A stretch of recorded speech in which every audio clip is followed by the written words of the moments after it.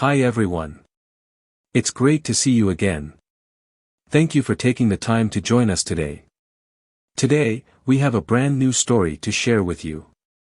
So, let's get started. It began on what looked like a normal night. We had just finished dinner, and instead of talking about everyday things, we started talking about something more serious. When I asked her about a bill that needed to be paid, she looked at me with anger in her eyes. An everyday question. Her answer wasn't typical at all. "I'm not your property," she said in a voice that cut through the air. The room felt like a storm cloud when she spoke. I didn't know what to do at first. Was there a charge? A strong show of defiance? What is a statement of independence? I thought our relationship was built on trust, but the way she said it, the tone of her voice, and the look in her eyes made me think she was drawing a line in the sand. I didn't say anything. What do I say? I only nodded, but something changed inside me. It wasn't anger. Not at first. What it was colder and more determined. As I cleared the table in silence, her words kept going through my mind. I remembered all the things I had given up over the years to make sure her life ran easily. I had worked long hours, dealt with problems, and taken care of her.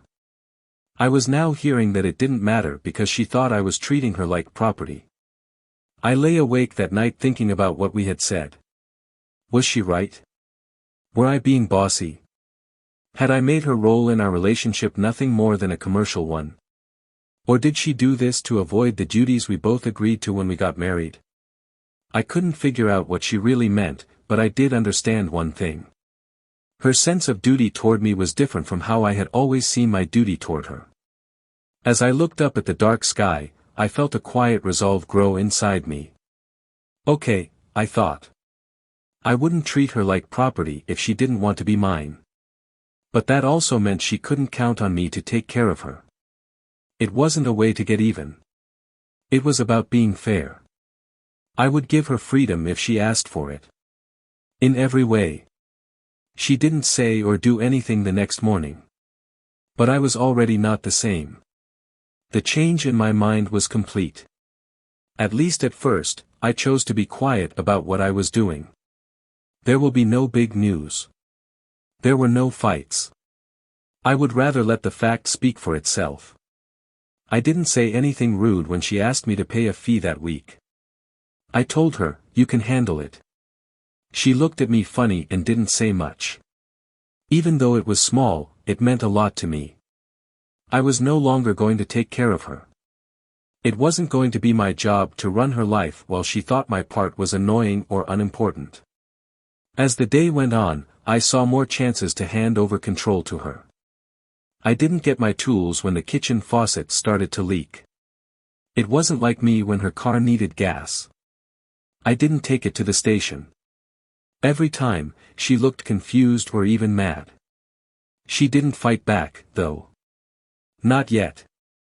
The promise she made the night before was still fresh in my mind, which made me even more determined. I wasn't mad. I paid attention. This wasn't about getting in trouble. It had to do with balance. She couldn't expect the perks that came with being close to me if she didn't want to be treated like she belonged to me. I wouldn't get in the way of her life, but I also wouldn't help it along either. It felt a little tense in the air by the end of the day.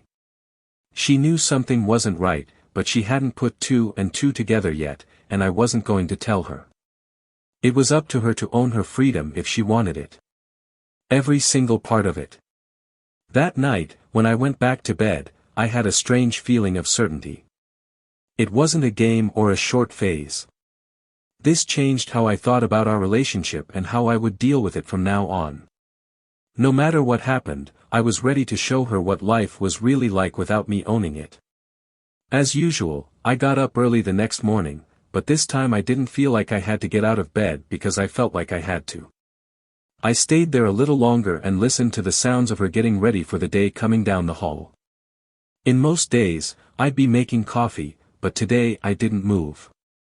I told her to handle it. Her mug was in her hand as she stood in the kitchen next to the coffee maker when I finally got up. She had her car keys next to her, and I could tell she was waiting for me to talk about getting my oil changed. She had been telling me all week. I didn't, though. I got some coffee and sat down. Like any other day, I scrolled through my phone. "Are you sure you're going to bring the car in today?" After some time of quiet, she asked.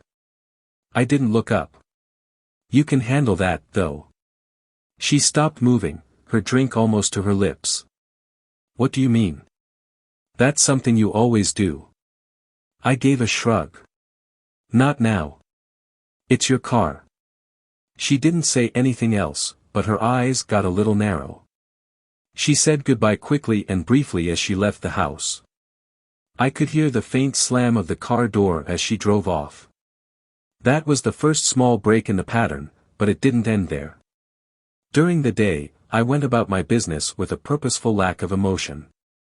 During her lunch break, she called me to remind me of an insurance payment that I always made on time. She said, "Hey, don't forget that the car insurance is due tomorrow." I didn't think twice.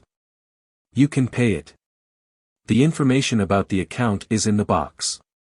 There was a brief pause that let me know the other person was confused. "Why do you behave this way?"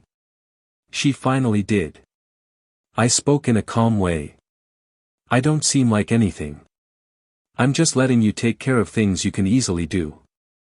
The line went dead again, and she let out a short, shocked laugh. "All right, fine, whatever." When she got home that night, she could feel the stress. I purposely put off doing a few things, like taking out the trash, which was something I always did. As she walked into the kitchen, I saw her look at the trash can that was bulging. Even though she didn't say anything, her face showed how angry she was. Another quiet meal was dinner. She was waiting for me to explain myself, but I didn't. Then I went back to my own work and didn't offer to do anything for her. I cooked for myself and left the dishes in the sink. It wasn't out of spite, it was a quiet way to show her what life would be like without the tasks she had come to expect me to carry. That night, she finally spoke up. "Will you explain what's going on?" Her voice was sharp as she asked. I sat back and looked at her. "You said you're not mine, right?" Her face became more serious. "That's what I said." "So, I gave a fair answer. If you're not my property, I don't have to take care of you."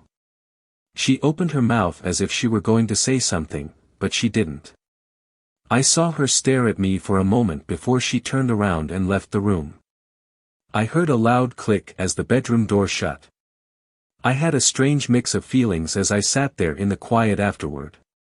It wasn't easy, and it didn't make me feel better to see her battle with the change in our relationship. But I knew it had to be done. I was going to let her be independent if she wanted it, even if it meant taking apart the base we had built together piece by piece. Over the next few days, things slowly fell apart. I stuck to my plan and kept a calm exterior while getting away from chores and responsibilities that I used to do without thinking twice. Every day that went by, the holes in our routine got bigger. When she got home from work one evening, it was the first real break. There was more darkness in the house than usual, and the trash was still where I left it by the door. I should have taken it out, turned on the lights, and started dinner by now. I was in the living room watching a show instead, and nothing was bothering me. She walked in, took a quick look around, and let out a loud sigh. "Really, you're just sitting there?" Her voice was tense with anger as she asked. I didn't even look up. Yes, it was a long day.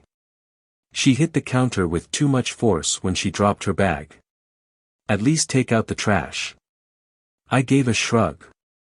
"It's not very heavy. You'll be fine." It looked like she couldn't believe what she was hearing because her eyes got a little bigger. She almost got into a fight for a second, but she grabbed the trash bag, stormed out the door, and shut it behind her. When I woke up the next morning, the sink was full of dishes.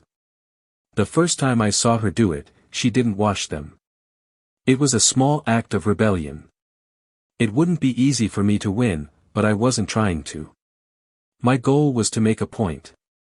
For the whole week, the dominoes kept falling. I forgot to restock the pantry, so the food ran out. I'd always done her washing without being asked, but it was still in the basket. Every day, little things that were bothering her added up, and her anger became more clear. By the middle of the week, things were really getting tense. It was late when she got home from work because I hadn't paid the bill. I knew because the lights had been turned off in the afternoon. I didn't pay it in time, even though I could have. This time, I wanted her to really feel what happened. She walked into the living room with a furious look on her face. She yelled, "The power went out. Why didn't you pay the bill?" I met her gaze with calm. "You knew it was coming. The information about the account is in the folder." She threw up her hands in anger and asked, "Why are you doing this?" "You are acting like a child." I slowly stood up, letting her words linger in the air. "You told me you weren't my property, so I'm not going to treat you like a child. I'm not your manager if you're not my property. You want to be independent. That's great, but being independent means taking charge of your life." Her face shook for a moment, as if she didn't know how to answer. Then she laughed bitterly and shook her head. "This isn't being free. This is just you being petty," I told her. As I walked past her and into the kitchen, I didn't say anything in response. There was no way I was going to convince her. I wanted her to know what I meant. After that, she called customer service that night to try to fix the power problem. As she worked her way through the automatic system, which I used to find easy, I could hear the anger in her voice. Watching her fight wasn't satisfying, but it made me more sure of my choice. I would totally back off if she asked me to, even if it meant more work for both of us. The house felt different by the end of the week. It wasn't just the mess or the things that weren't done.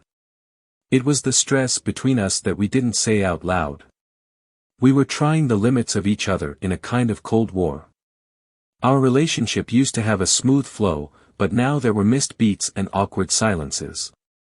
Despite this, I stayed strong.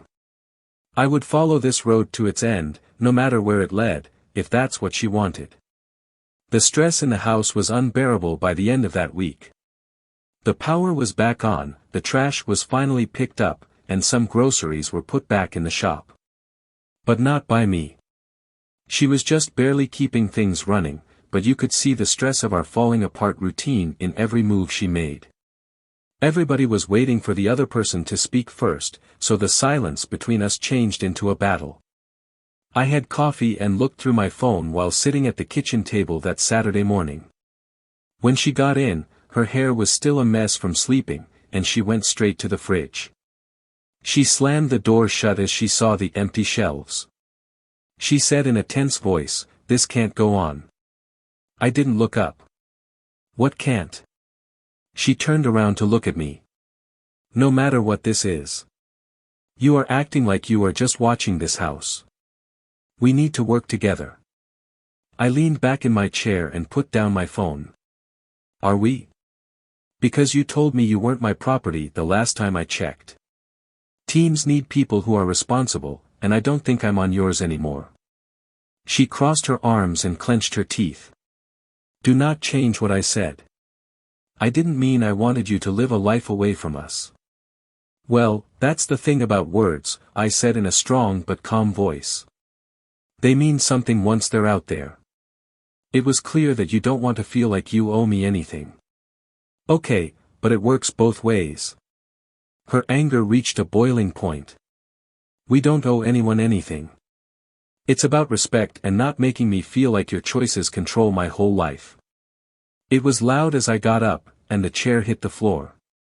"Thanks," I finally raised my voice and said. "Do you think respect means that I fix all of your problems, pay all of your bills, and clean up all of your mess without saying a word of thanks? What does respect mean to you? Does all that work make you feel like property? You have no idea what respect is if you think that." Her arms fell to her sides as she jerked. She calmed down for a moment, but her voice became less loud but still firm as she stood up. "This wasn't what I asked for. You didn't have to do everything. Not at all, I said, moving closer. But you were ready for it. It was always okay for me to step in and help out. You leaned on the slack every time I took it up. What did it feel like to carry all of that? When I tried to tell you, you said it was just control. She looked away with her hands clenched into fists as her eyes became cloudy. What should I do now? She asked, and her voice cracked a little. Are we going to keep tearing each other apart? I didn't answer right away. I went back to the table, picked up my coffee cup, and stared into it. Finally, I said, I don't know. But I do know that I'm sick of being the only one carrying the weight. Really, being on your own is what you wanted, and now you have it. I won't pick up the pieces if things go wrong, though. She stood there for a long time, as if she was waiting for me to say something different. She took a shaky breath and left the room when I didn't. This time, the bedroom door shut softly, which was very different from the last few days when it slammed shut. My coffee got cold in my hands as I stayed in the kitchen for a while.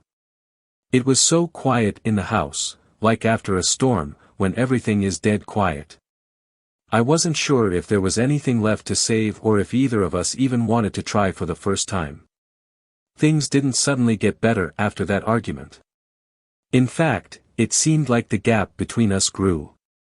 We were in a strange, tense limbo for days, where we were in the same place but moved around each other like we weren't there. Every word and movement felt like it was planned. We both looked like we didn't know how to or even want to bridge the gap. When her friend Emily called, it was the first sign of trouble. Most of the time, Emily would call her directly, but this time she called me. Hey, she said slowly. I had been trying to call her but she wouldn't answer. Is everything okay? I was unsure. I told her she was fine. Just busy. Are you busy? Emily didn't seem sure. She didn't come to lunch with us on Saturday. She wouldn't do that. I backed off because I didn't know what to say. You might want to ask her about it. It looked like that was the end of it, but it wasn't. After a few days, my mom called. It turned out that my wife had told her something when she was upset. The way my mom spoke to me was serious, just like when I was a teen in trouble. What's going on between you two? She asked for it. She said you're not willing to do anything to help. You don't sound like that. I sighed and put my finger on the bridge of my nose. It's not simple. She snapped, well, maybe you should make it easier. In marriage, you don't keep score. It's about working together. I didn't fight back even though her words hurt. We didn't need to explain the details to someone who wasn't living in our house and didn't feel the weight of unspoken demands and anger that had built up over years. But the damage wasn't just personal. The stresses began to show up in other parts of our lives. I got sidetracked at work and thought about talks over and over again, trying to figure out what went wrong. She had her own problems to deal with. I heard her telling her boss she was sorry for missing a deadline on a Zoom call. She wouldn't do that. She always seemed to have everything under control. But lately, the cracks in her work persona were becoming clear. When I got home one night, she was sitting on the couch with her laptop open and her hands over her face. When she heard me come in, she looked up. Her eyes were red and tired. She said straight out, "The Wi-Fi isn't working." When I called the service, they told me the bill was late. I wasn't sure whether to step in or let her handle it for a moment. Last, I asked, "Are you sure you know how to pay it?" She didn't answer.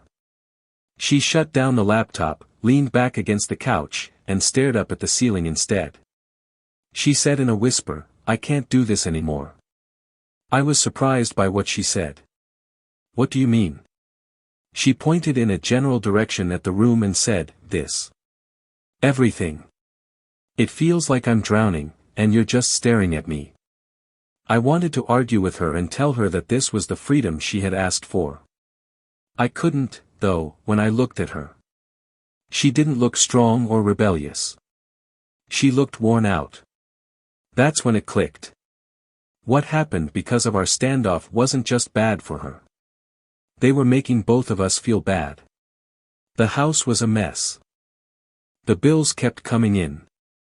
We both didn't want to accept that this wasn't working, though. Because of what we were losing, whatever point I was trying to make was beginning to lose its meaning. Everybody. I sat down next to her, and there was a heavy quiet. It didn't feel like a fight for the first time in weeks. It seemed like we had both used up all of our moves. Finally, I said, I didn't want it to get to this point. When she looked at me, I couldn't quite make out what was in her eyes. Maybe sadness. Or feel bad. I didn't either. We didn't say anything for a long time. It was hard for both of us to figure out what to do next after everything we'd let fall apart. That night, we didn't fix anything. There was no magic way to make things right. No sincere apologies or promises to make things right. The next few days, however, were marked by an unwritten truce. It wasn't agreement, they were just worn out. Both of us had reached the end of what we could handle. It took a while for the first change to happen. When I woke up the next morning, she was at the kitchen table with a stack of papers. Bills, receipts, and records of account. When I walked into the room, she looked up, and we stared at each other for a moment. After that, she pointed to the chair across from her. Could we read these together? It was a quiet question. It wasn't an apology, but it wasn't a refusal to behave either. I sat down, and we began to clean up the mess that we had both ignored for too long. I didn't judge her or be sarcastic when I answered her questions about bills and due dates.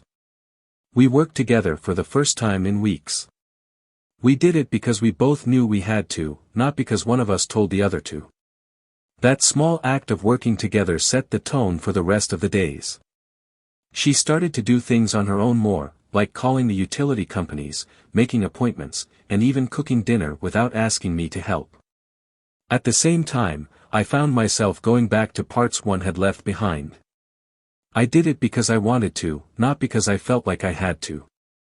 I would empty the trash or wash the dishes she left in the sink even if she didn't ask me to.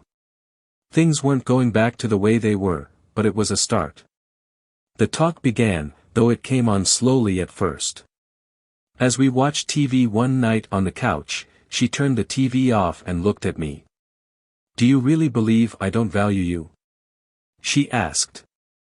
I was shocked when she asked me that question out of the blue. I told you that it felt like you didn't always. Like nothing I did was strange or different, no one ever noticed. The way she nodded showed that she was thinking.